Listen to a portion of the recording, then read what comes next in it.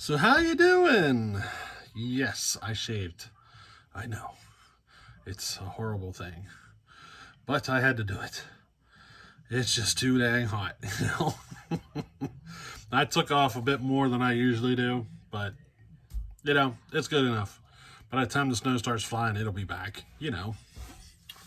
But anyway, moving on. Back to Andrew's Pioneer 3270. I'm working on figuring out a linkage for a choke. Now, I'm running into a problem though. I have nothing to use. I don't even have a piece of clothes hanger here. Nothing. So I was looking around, and this looks like it's going to be possibly our leakage if I can get it to work. We'll see. I gotta figure stuff out because you need 2 points of contact in order to keep it from going all cattywomp on you. You know what I mean? So I'll come back in and let you know how it's going. Alrighty? Well, I think I got it sorted out. I'm actually at a point now that I'm waiting for glue to dry. Or not glue, JB Weld. So, you know, hurry up and dry. But in the meantime, I went ahead and put a kit in the carburetor, so it's good to go. So, once this JB Weld dries, I can clean this up a bit and start putting the carburetor in it. And then, you know, we'll be ready for testing. We got spark, compression, and all that stuff is good, so we just had to get the carb situation figured out.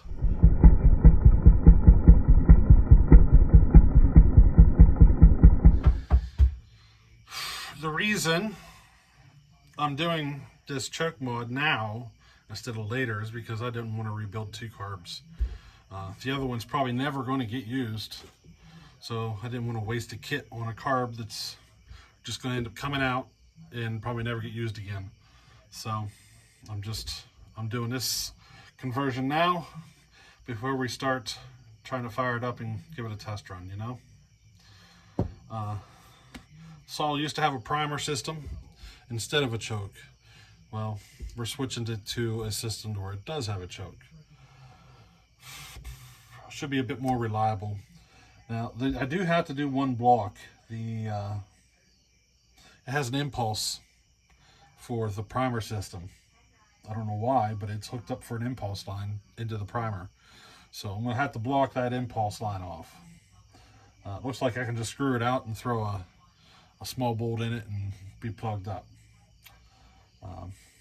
So we're getting there. While we're waiting for glue to dry, I want to do something here. The 925 that I got to tear down again, I was having all sorts of trouble starting it. Or trying to start it, I should say. I didn't get it more than a putting. But the compression is just outrageous. And I'm just kind of curious to know what it's hitting on the gauge. So I'm going to do a compression test on the 925 and just to see what it's hitting. Because it's higher than I was expecting. So, alright, let's give her a yank and see what we hit. Now this is tough to pull, so this might take me a minute. Might be easier that I'm up here and elevated. Out there in the yard, man, that was rough.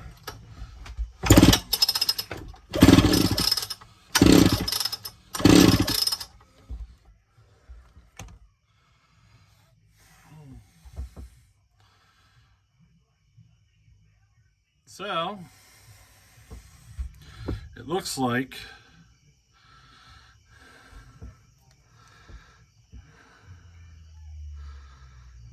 see it? We're sitting right on 200 pounds. 200 pounds of compression. I thought she was stout.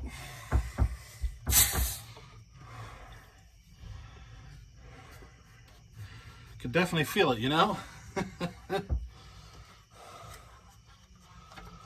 New rings and everything, you know? It really brought her up.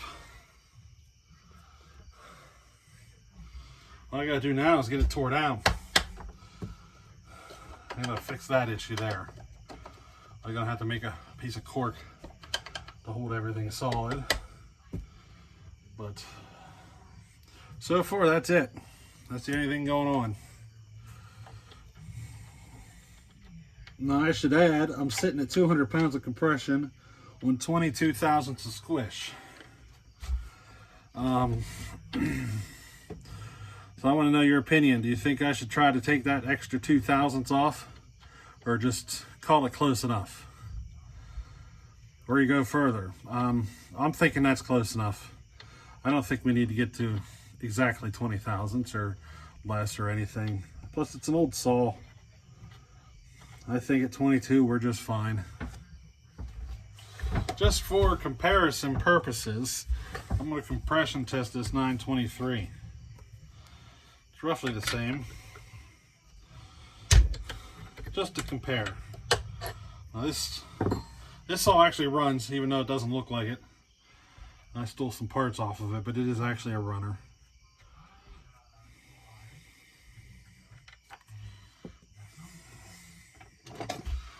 Just for comparison, let's see what she comes up with.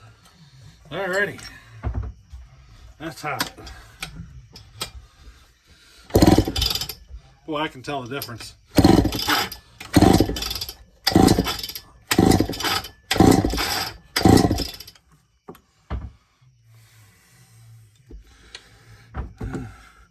This one I would consider a little low for one of these saws, but I'd say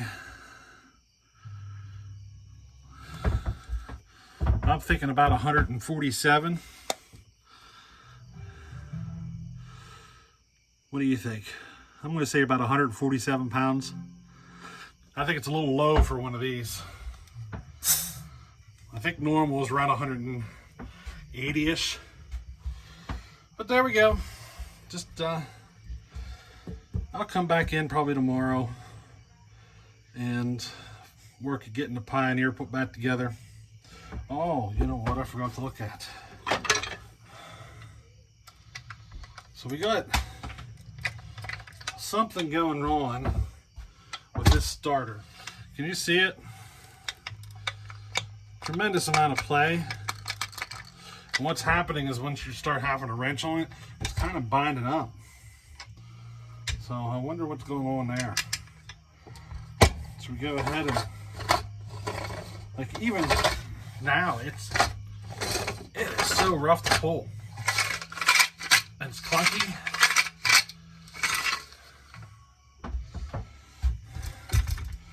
We might as well just go ahead and pull this thing out and see what's up. This is turning when you pull. I don't think it's supposed to. It's got like little splines on it. Like, have you ever replaced the wheel stud on a car wheel? Those little splines to help hold it in? That's what it looks like.